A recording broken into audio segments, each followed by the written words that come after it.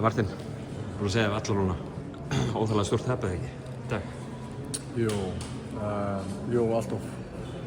En þú veist, á sama tíma bara kannski var þetta svona erfiðasti leikurinn til þess að fá í 5. leik, þú veist, eða gjörsamlega bara á síðustu drópunum af bensinni og varst að spila á móti því liði sem er kannski með mestu breytt kannski bara á mótinu heilt yfir og búin að rótira vel á mínútum og leikmenn og menn með kannski bara aðeins ferskar lappir og kannski aðeins meir íþróttamenn en við, þannig að þetta var bara erfitt frá byrjun. Við skulum ekki ræða þennan leik eitthvað rosalega mikið. Tökum mótið í heild aðeins. Hvernig finnst þér þetta hafa verið?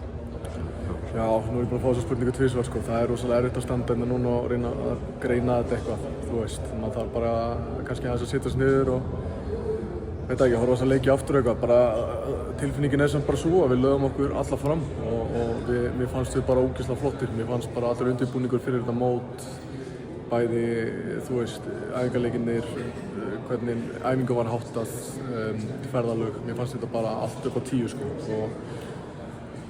Og þú veist, þetta stendur maður hérna með 5 tapleiki og náði einhvern veginn ekki markmiðinu sínu og þú veist, markmiðin okkar að ná í hérna fyrsta sigur, en ég er búinn að segja líka að þú veist, við getum staðið og tala um bara hvernig við erum stendur fyrir Lettlandi sko, þú veist, þetta er bara svo ógeðslega stutt á milli og við höfum aldrei verið í þeirri stöðu eftir stórmót að vera bara svona kannski með smá biturleika að vera ekki með, þú veist, sigur og hvað þá bara 2 eða 3 sko, þannig að já, bara ógeðslega stoltur af okkur. Við lögðum bara líf og sál í þetta og það er ekki hægt að fara fram á meira.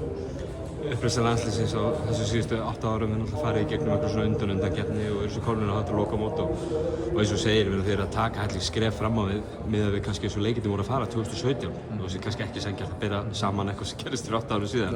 En ég meina þið hljótið að vilja taka fleiri skref fram á bara í næstu mótum. Já, þú veist, bara alveg klálega. Þú sér það að við erum allir ennþá yngri en, þú veist, Jón Arnór og Hlynur og Logi og þessu strákar þegar þeir fóru á sitt fyrsta stórmót og það munar bara ennþá 2 árum eða 3 eða hvað það er sko, þú veist, ég held að Jón hafi 33 og Logi 34 eða eitthvað. Þannig að þú veist, við erum ennþá bara á besta aldri og sérstaklega eins og bara með Tryggva, hann er bara ekki einu svona 30 sko og hvað þá restina af liðinu, þannig að nú þarf bara svolítið að halda rétta á spilunum og svona, já, bara setjast niður og sjá hver næstu skref eru og hvernig við ætlum að gera þetta, af því að ég held að sjá það allir að við erum orðin miklu betri í körfubolta en við vorum og við erum bara komnir með, já, bara byrjar að fá svona huge respect frá öðrum þjóðum og fólk er ekkert að taka okkur sem einhverju gríni lengur. Við erum bara orðnir hörkugóðir í körfubolta en þú veist, það þarf ennþá að gefa í, þá þarf að bæta í ákveðnum stöðum sem þú veist, sem mun kannski taka okkur yfir línuna og eins og segir, það er bara kannski ekkert í mínum höndum en þú veist, þetta er, já, ég held að við nú það bara, eins og segja, stíga á bensinkjöfuna, ekki detta í kannski 2018, 2019 eins og gerðist eftir síðasta lokamót, þar sem að bara botninn datt svolítið úr þessu og við fórum bara í smá naflaskoðun sko, en núna er bara hamra járnið á meðan það er heitt og bæti í. Alveg að lokum, mikil törn, mikið álag á liðinu núna bara síðasta mánuð. Hvað gerirðu til að, hvað er á dagskráin næstu viku? Ég er bara að fljúga morgun til Malaga í æfingaferð. Já, ok.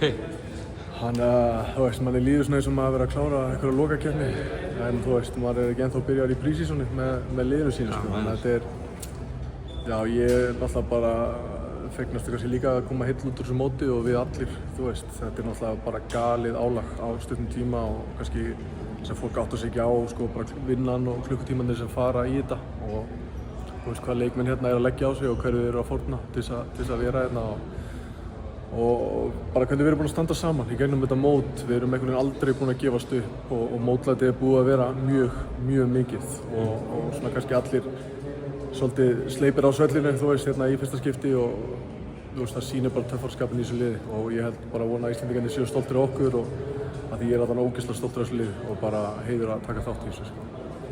Til hamingju með flott mót, Martin. Takk fyrir það. Gangi þér vel. Takk sem leiðis.